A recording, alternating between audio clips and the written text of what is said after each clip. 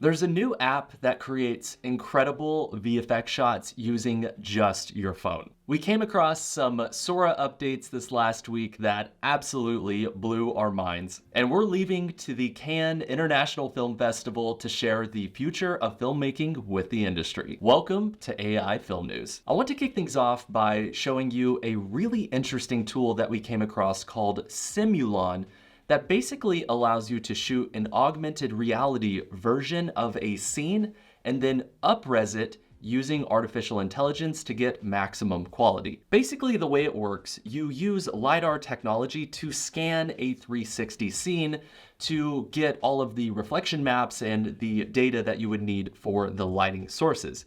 Then you go in and you use your phone to shoot a very simple representation of your character in that scene. So it uses the AR features on your phone to composite the character in the scene, and you can move your camera around.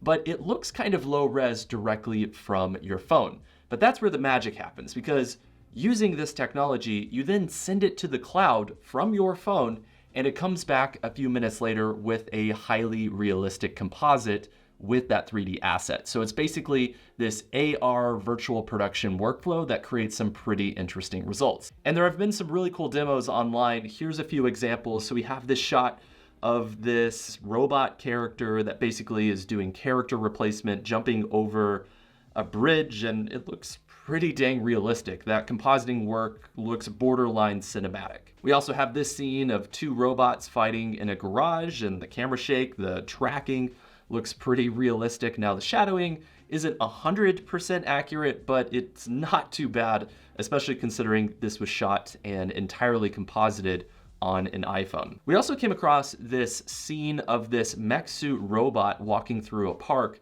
And the reason why this is so interesting, look at the shadowing. So when the character walks through the sun, it has that direct sunlight. But when it walks under the shadow of the tree, the light pours through and it actually looks realistic. And if a VFX artist was to put that together, it would be a lot of work to simulate that lighting to match. And so the fact that this app was able to do that so accurately is really mind-blowing. And finally, we have this shot of a Porsche here, and just look at the reflections. As you get closer to the car, the reflections move around in a very realistic way. And as you get really close up, you can see the details, you can see the specks from the paint on the car. And again, this is entirely taking place in the cloud. So this is a phone to a cloud compositing workflow. I think when tools like this are paired with some motion tracking tools and actor tracking abilities, you can pretty much imagine that pretty soon you'll be able to have some different characters in your scene, whether they're monsters or robots or any other character that you can imagine, very easily. And the compositing process will be way easier than the current VFX pipeline. The team at Midjourney also released a public beta to anyone that has generated over 100 images. If you use Midjourney consistently, there's a good chance you now have the ability to use the tool online. All you have to do is go to midjourney.com. They also have a really interesting feature that they just released called Rooms. Basically, this is very similar to a Discord thread where you can click in here and you can basically see other people generating prompts in a specific style. And you have the ability to enter into a voice chat if you want to chat with other people. I haven't really done that yet, but it's there if you're interested. We also saw a really interesting SORA demo this last week. Somebody prompted a man in a gray suit basically walking down an alleyway, but then they decided they wanted to change it to a woman. So they just changed the prompt to a woman, and we now have a new character. They also changed it to a 60-year-old man with a white beard. It changed it to that man, and then a metal industrial robot. So this is pretty cool because it basically shows that you have the ability to pull seeds inside of SORA. Now, of course, we don't have access to SORA right now to fully test this out for ourselves, but it is cool to see that this functionality is coming very soon. And while we're talking about SORA, we came across a video this last week that blew our minds. Basically, Paul Trillo, who has been creating the coolest SORA content, put together a music video for the band Washed Out. And I actually was hanging out with Paul yesterday at the COGx event out here in Los Angeles, and he was talking about the process of creating this music video. It's very experimental, but it's really incredible to see how each one of the scenes really blend into the next one. I think he did a really good job with curating the shots, and pulling something off like this using previous technology would have been incredibly cost prohibitive and very challenging for most productions. And so the fact that you can type in a prompt and get the visuals and the storytelling possibilities using just prompts alone is really incredible. And speaking of incredible, we came across a really cool tool that you can play around with right now that basically allows you to change the clothes of the actors inside of your images. So you can change their outfits based on uploaded images. This, of course, is going to have huge implications for the future of advertising and filmmaking. So let me show you how to use this tool. Basically, what I'm going to do, I'm going to leave this sweater as the reference image because I want to composite this sweater onto a different person. And I'm going to go down here to our human_img file section. And we'll clear the file, and then we'll click the upload button, and we will double click to upload. I have this image of this woman, and we want her to wear the sweater. So we'll go ahead and open that. And you can, of course, go down here and adjust some of the settings. There's a lot of them. It can be quite confusing. But for this specific image, we want to change the upper body because we're only changing the sweater and not the entire outfit. And we'll go ahead and click run. And after just a few seconds, it generated this image here, and gotta say, it looks pretty darn good. Obviously, it's not photorealistic to the original uploaded reference image, but it's pretty good, and I think at a quick glance, you never would know the difference. So, of course, I'm curious if it does a good job with a photo of me. So let's go down here and add it in. I have this photo of me, so we'll go ahead and open that. Okay, let's take a look at the image, and actually, it did a pretty good job. I think if you really look at the fingers there, the fingers are like way too long, but the overall photo, it's pretty darn accurate. And I really like how it's not reinterpreting the face. It's still the same face, but it changed the clothing. And definitely at a quick glance, I would think that this is a realistic photo. And I want to show you how you can also change the clothing. So all you have to do is go to the garment section here. We'll clear that file and click on the upload button. And I have this image of a super expensive Louis Vuitton shirt that I would never buy. And let's go ahead and upload that and run it. Okay, so as you can see, it did a pretty good job. Obviously, it's not the exact same t-shirt, so this technology still has room to improve, but it did a pretty good job, especially considering that the shirt that we uploaded was pretty complex, and it's pretty weird compared to a normal shirt. I think that this type of technology really illustrates that in the very near future, we will be able to change the clothing and the costumes of virtually any photo or video with just drag and drop. And while we're talking about fashion, we saw a really interesting story from the Met Gala. Basically, OpenAI teamed up with the Met to create an AI chatbot of Natalie Potter, who was a New York socialite and basically wore a fancy dress a long time ago. It's also really interesting to see that OpenAI's CTO, Mira Murati, basically attended the Met Gala. And I think it really showcases that traditional art and fashion institutions are beginning to embrace AI in their workflows. We also came across a really interesting lighting transfer tool that basically allows you to change the overall lighting of any image, and it does a pretty dang good job. So I have this photo of this woman. You can see that the lighting is really flat, and I want it to be more dynamic. So what we're going to do is bring this image into the tool, and now you have to type in a prompt. For our prompt, I'm going to say woman cinematic lighting with a gray background, just basically describing our scene.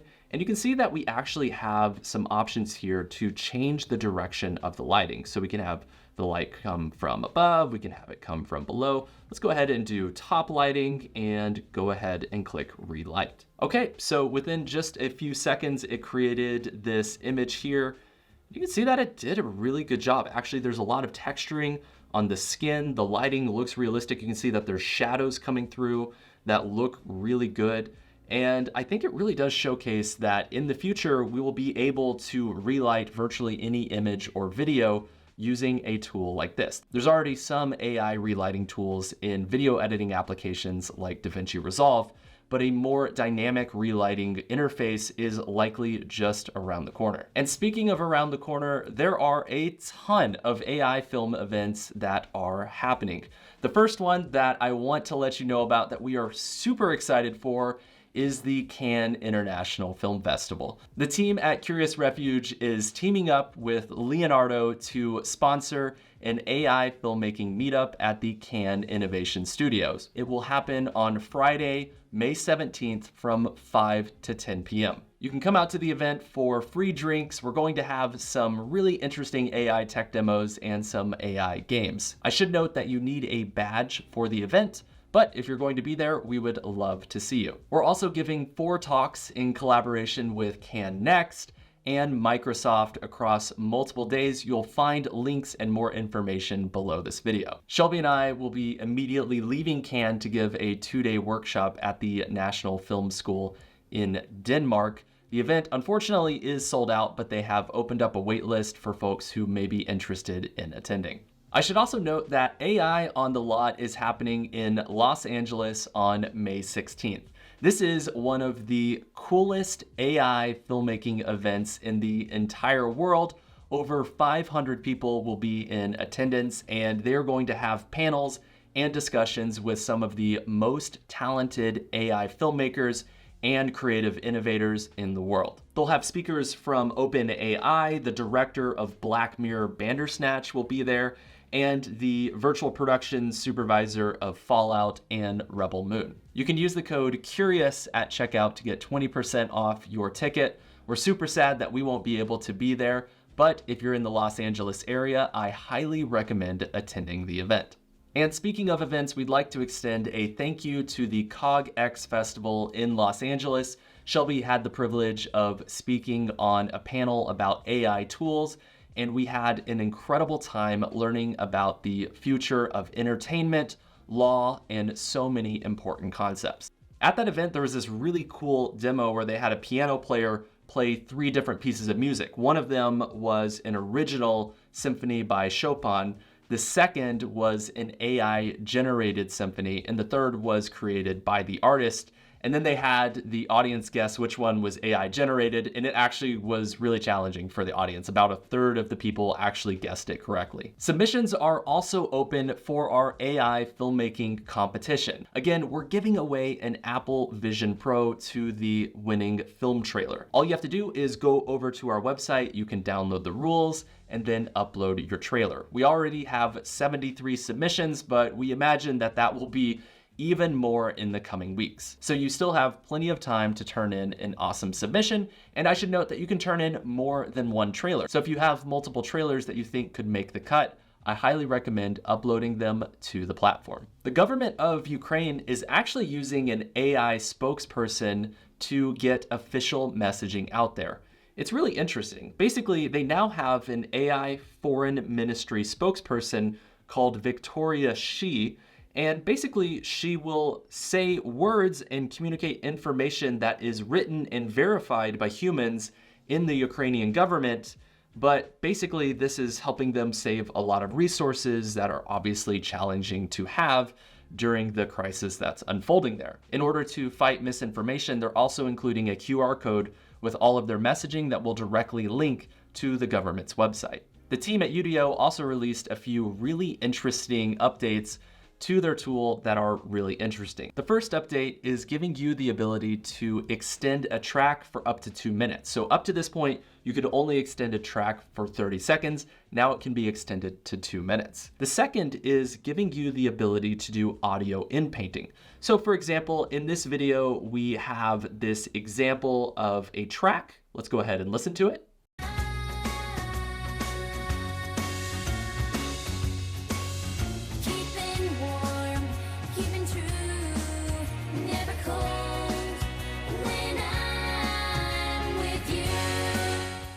But what if you want to change the lyrics in one specific spot? Well, now you have the ability to go in and inpaint that specific area. It's really cool. So they have in the demo where they change the words, and here is the result. Keeping warm, feeling new, never cold when I'm with you.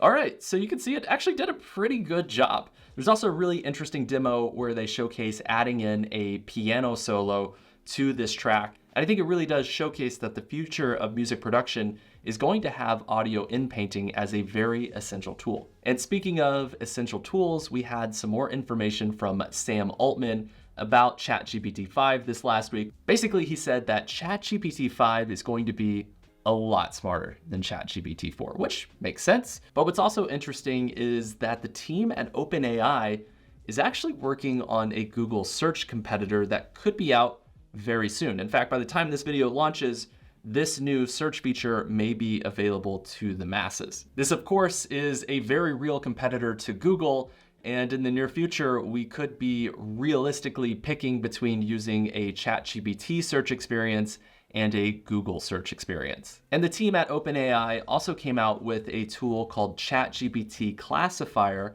that basically has the ability to go in and identify content that was created using DALL-E. So it basically is in charge of identifying content that was created using AI versus content that is authentically real. And it's actually pretty accurate. It says that it has about a 95% accuracy, which is pretty good. But the problem is if you add just a little bit of grain to your images, the accuracy goes down by a lot.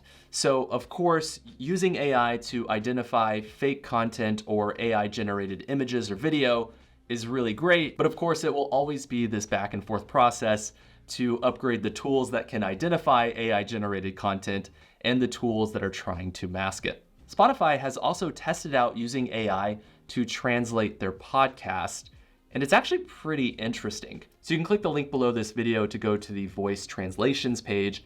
And the thing that makes this really interesting is the fact that the voices actually are in the native tongue of the person talking. So for example, they have Armchair Expert here with Kristen Bell and Dax Shepard. They sound like themselves, but just translated into Spanish. More than likely, by the time the end of the year is here, most content that you consume online will be in your native tongue. And of course, this is going to open up so much reach for people that may have not had their content found in their original language. The team at Pika Lab also came out with the ability to add style presets to your generations inside of their tool. Let me show you how to use it. All you have to do is go over to the Pika website and you can simply generate whatever you want. You can go down to the prompt here, type in your prompt and generate your video. I don't want to generate my own. I'm just going to use one of the videos from their Explore page here. So we have this video of this sizzling bacon. Looks delicious. But let's say that we actually want to change this into a different style. All you have to do is click the edit button and you'll see that it pops it up down here in your prompt bar. And now all you have to do is go to the style button and you can see that there are these style presets. So there's all sorts of different options that you can select. Let's go ahead and click the claymation version. I've also found that it's very important to prompt in what is inside of your scene. So we'll say a pan with bacon and go ahead and click generate. So let's take a look at our results. So first off, we have claymation here. And I love how it put googly eyes on the edge of the pan. Like claymation definitely has googly eyes, which is fantastic. We also have 3D render here, which looks kind of photorealistic. I don't know if I'd say it looks quite 3D. And I love how the bacon has turned into Canadian bacon and it's also levitating off the pan.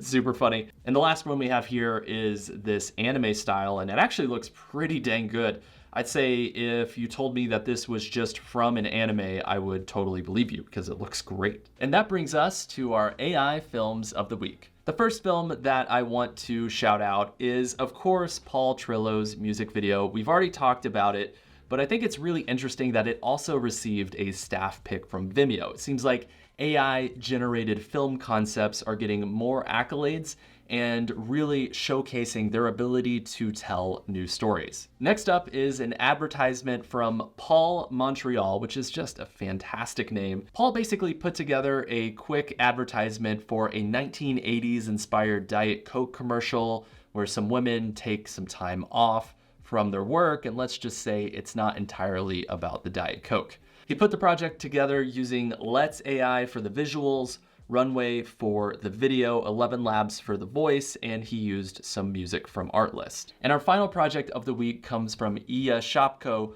who put together a film called The Rainforest. It's basically an adventure film, and it's a really interesting concept because it started with some vintage video that looks really darn good, and then it evolves to take on this sci-fi tone. I think it's a really compelling story. Would love to see a feature film version of this project. And the last story that I want to leave you with comes from the world of country music. Basically, Randy Travis had a stroke and it left him unable to sing. But using AI, a team was able to train a model on his voice so that he could sing a song again. In an interview with Randy's wife and the music producers that actually put this together, the team said that they actually hope that the song will work to educate people on the good that AI can do and not the fraudulent activities that so frequently make headlines. So I think this is a really good example of how AI is making the world a better place. Thank you so much for watching this episode of AI Film News. Of course, if you're going to be at Cannes, please come by our AI filmmaking meetup on Friday the 17th. You can, of course, subscribe over on Curious Refuge to get AI film news delivered directly to your inbox. Whenever you do, you'll actually get a 5-day intro to AI filmmaking course that's super awesome. And of course, you can like and subscribe here on YouTube if you want to get more AI tutorials and news directly on the platform. Thank you so much for being an incredible member of the Curious Refuge community. If you ever have any AI news or insights that you'd like to share with us, be sure to let us know in the comments. We'll see you next time.